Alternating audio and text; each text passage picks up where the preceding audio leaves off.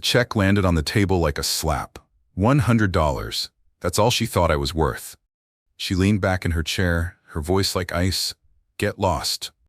You're done. Her new man grinned like a king. She thought she'd traded up. She didn't see the way my lawyer smirked or how still I sat. Because the truth isn't something you yell, it's something you drop when they least expect it. Hey there, friend. It's good to have you here. If this is your first time listening, welcome to a corner of the internet where real pain turns into strength and quiet voices find their power again.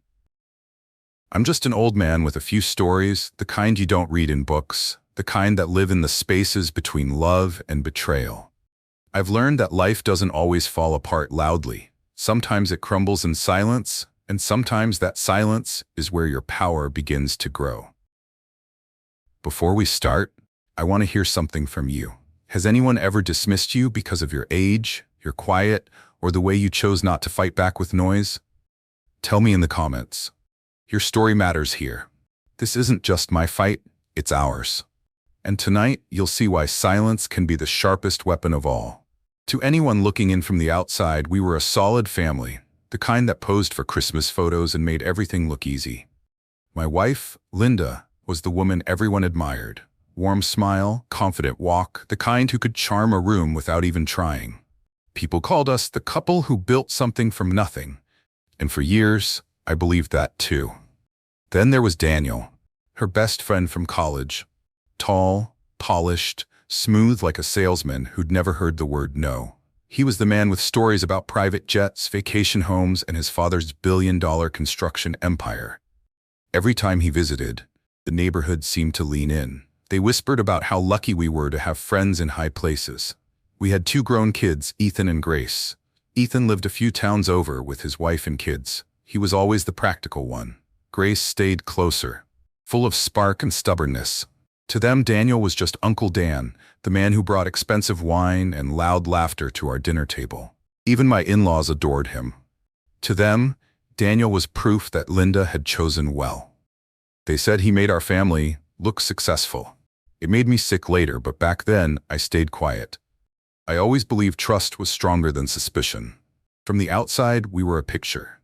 A perfect house, a loving marriage, a family with friends in high places. But beneath that smooth surface, small cracks were already forming. Little glances that lasted too long. Laughter that didn't include me. Whispered jokes at the edge of conversations. I told myself I was imagining things, but I wasn't. Those cracks were the sound of something breaking. I just didn't know yet how deep they went. When I look back, I can still smell the damp wood of that half-built house we called our beginning. Linda and I were young, stubborn, and broke. Every board, every nail, every late-night hammering under the weak light of a single bulb carried a promise. We didn't have much, but we had each other, or so I thought. I remember her standing in the doorway, covered in dust, laughing about how the kitchen would one day smell like Sunday dinner. I believed her. I carried that vision like a torch. I worked long shifts at construction sites, hands blistered, knees sore, saving every dollar we could.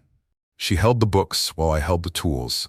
That house wasn't just wood and nails, it was years of sweat, trust, and love. When we finally finished it, I carved our initials into the old oak beam above the fireplace. This will always be ours, I told her. She smiled and kissed the back of my hand. That beam became more than just wood. It was our anchor.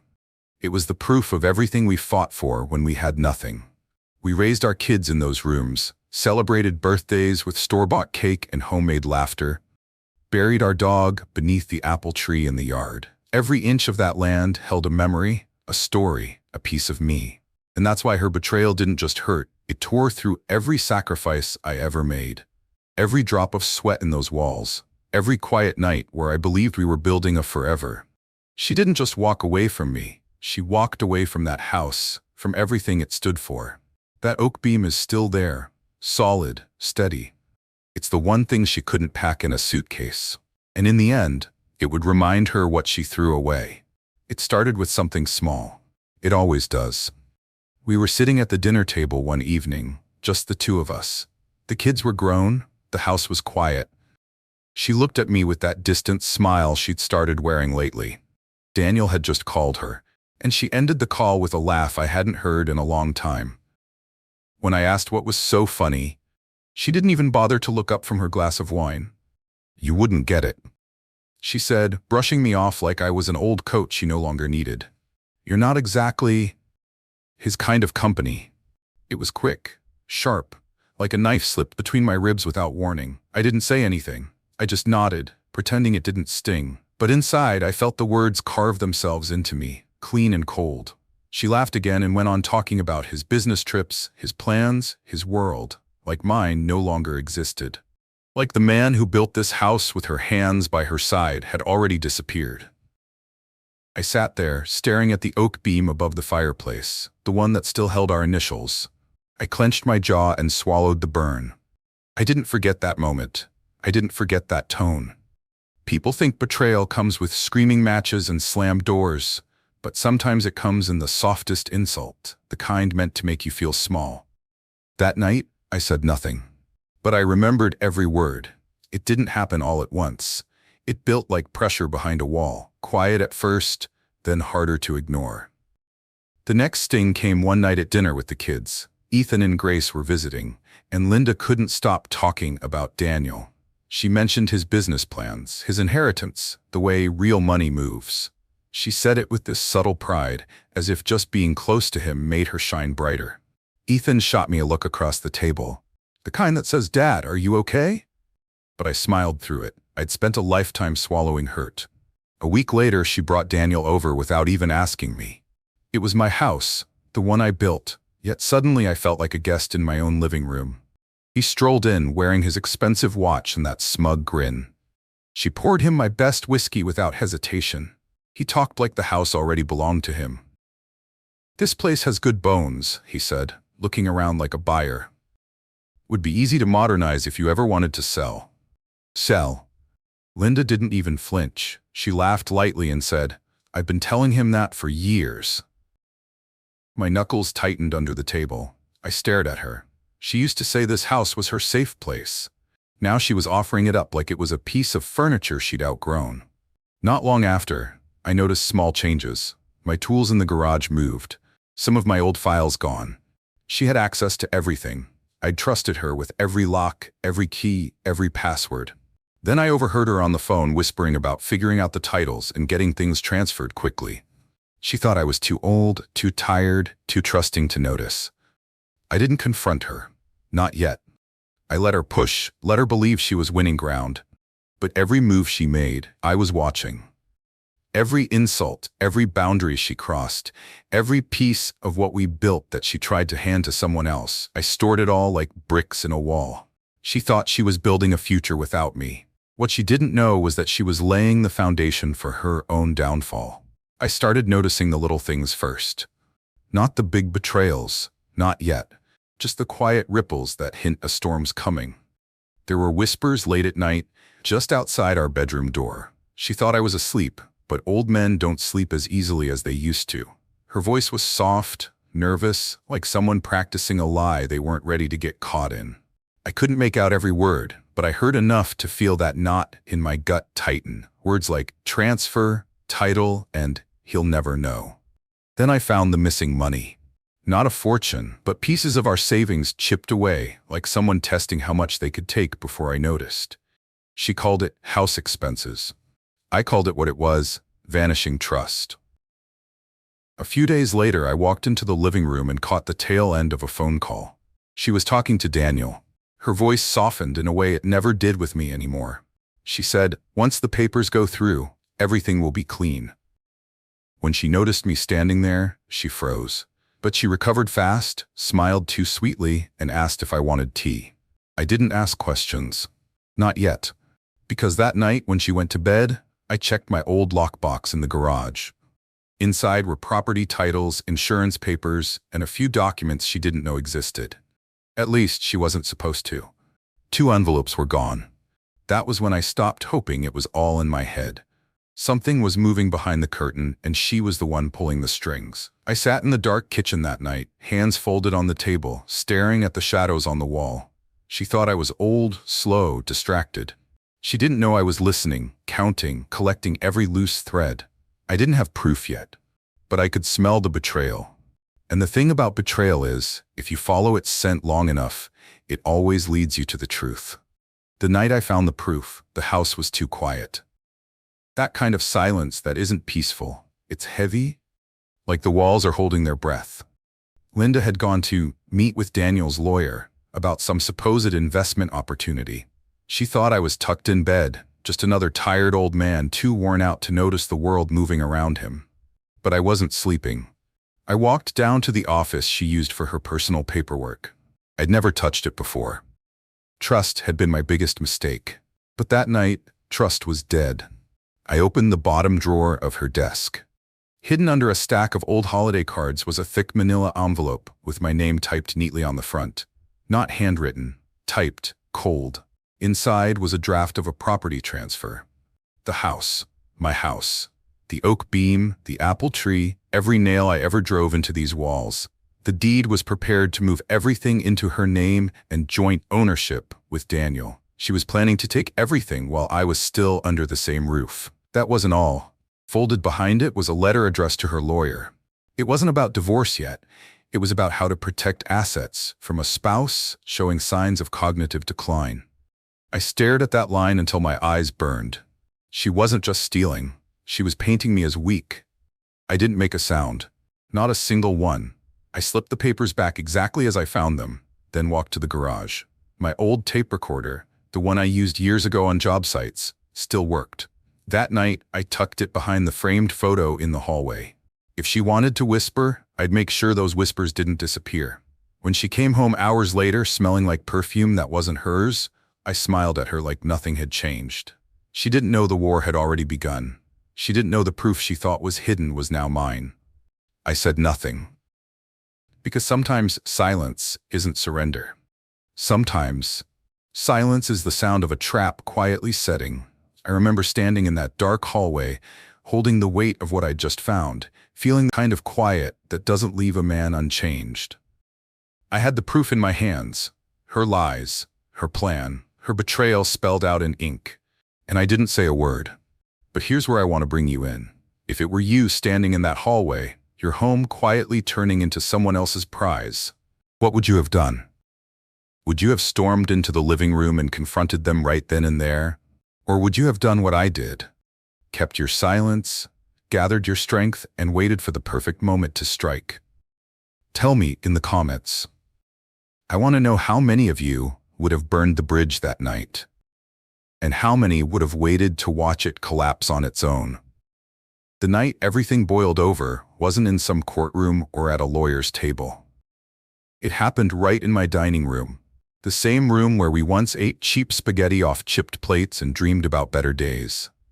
Linda decided to host a little dinner. She said it like it was nothing, but when I walked in, the table was set with the good china, the one we only ever used on holidays. Daniel was sitting at the head of the table, my chair, legs crossed like he owned the place. My son Ethan and my daughter Grace were there too, their faces uneasy, like they'd walked into a storm they didn't understand yet. Linda floated around the room with that too sweet smile, pouring wine, laughing too loud, touching Daniel's arm like I was a shadow she no longer noticed. I didn't say a word. I just sat down in the chair she had left for me at the far end of the table, like a guest in my own house. Then she did it.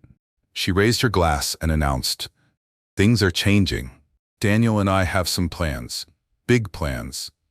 Her voice had that sharp edge, the one that used to make me stand a little taller when I was young, but now it just sounded like someone declaring war. Daniel leaned back, smug. "We've been talking with a few people, the property, the business connections, everything. This place has potential. The old ways have to make room for new ones." His eyes landed on me when he said, "old." He didn't even bother to hide it. Ethan looked confused.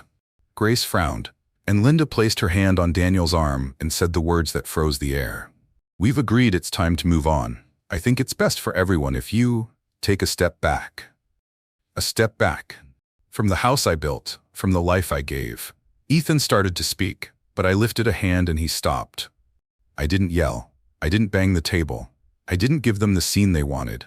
I leaned forward slowly, met Linda's eyes and smiled. Not because I was amused, but because I could already see the ending. She thought she was cornering me. She thought this dinner was her victory lap. "Is that so?" I said quietly, my voice steady. She shifted slightly like she expected me to crumble. Daniel smirked, lifting his glass toward me. "It's nothing personal, it's just business." Business. That's what they were calling my life now. I nodded slowly, letting them see nothing. No fear, no panic, just calm. Because the thing about calm is, it terrifies people who are sure they've won. They see it as weakness, but it's a warning. I sat there, surrounded by the people who thought they were erasing me from my own story, and let them believe it. They didn't know every word, every sneer, every glass raised at my expense was writing the ending I had already prepared. I could tell Linda was starting to believe her own fantasy. She thought she'd pushed me into a corner. But corners are funny things. They're also good places to turn around. After Daniel finished talking about new beginnings, I reached into my coat pocket and placed a folded piece of paper on the table. It wasn't loud, not dramatic, just soft enough to make her glance down. She frowned the way people do when they don't yet realize their world is about to tilt. "What's that?" she asked, still trying to sound casual. I shrugged lightly. "Just something I found lying around." Funny how certain papers have a way of finding their way home. Daniel shifted in his seat. I saw the flicker in his eyes. He wasn't a man who liked surprises. Linda reached for the paper, her hand a little too quick, a little too eager. She unfolded it and I watched her expression tighten. She didn't know I'd already read every line. She didn't know I'd made copies. The paper wasn't the full trap, just a piece of it. A legal letter she thought was buried deep in her desk. It mentioned the transfer of property, my house, her new beginning with him. I wanted her to see it, to feel it, to realize that the silence she thought was weakness had been watching her every move. "This? Where did you get this?" she asked. Her voice cracked slightly, almost unnoticeable. I leaned back in my chair, calm as stone. "Like I said, funny how some things turn up when you least expect them." Daniel straightened his posture, his smile fading into something harder. "That doesn't change anything," he said quickly, as if he was reassuring himself. I didn't argue. I didn't explain. I didn't show my cards. I just let that single piece of paper sit between us like a silent warning. They thought I'd played my hand.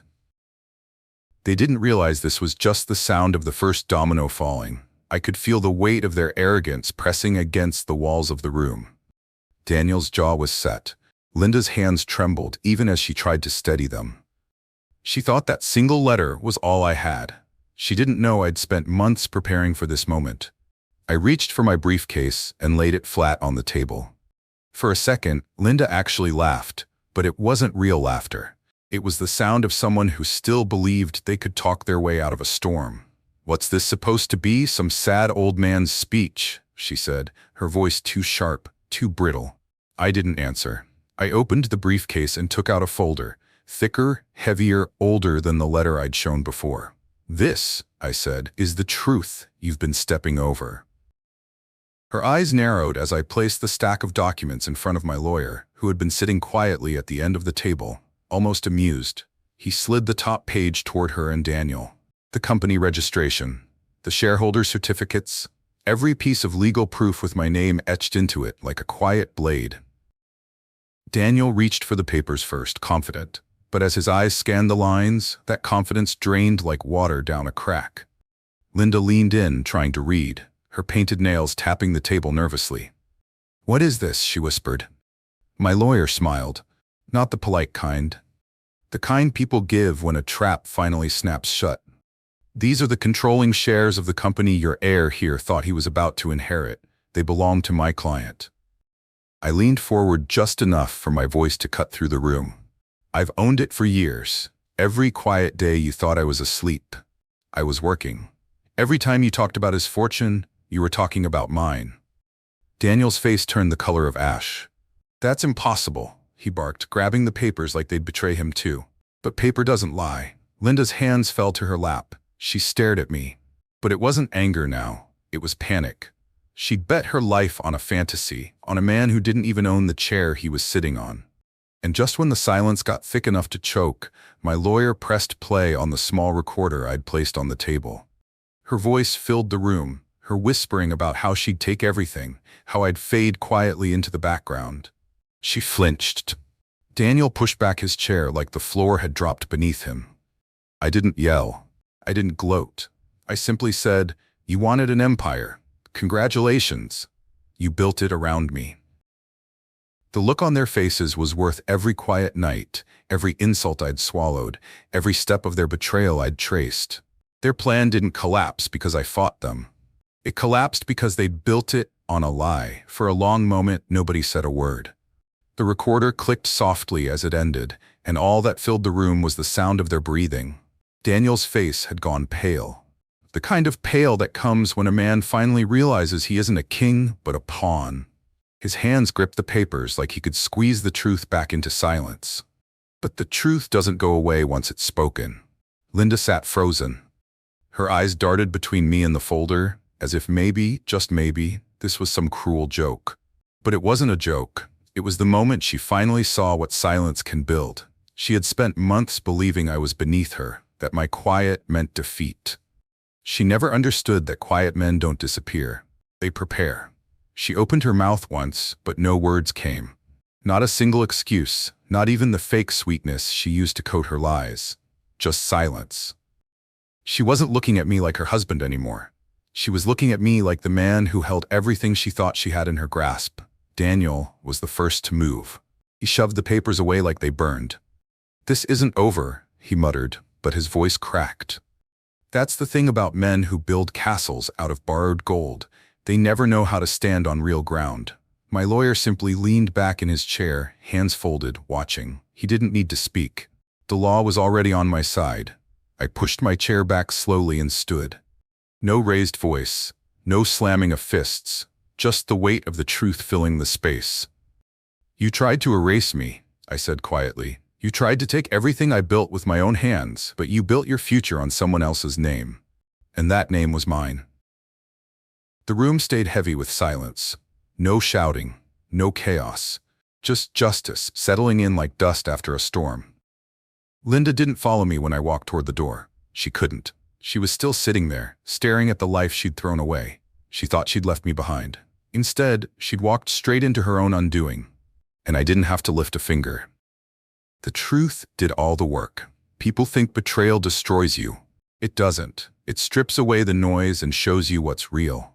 I spent years believing silence made me weak, but it turned out silence was my sharpest weapon. I didn't need to scream to be heard. I didn't need to fight to win. I just had to wait, build quietly, and let the truth walk in on its own 2 feet.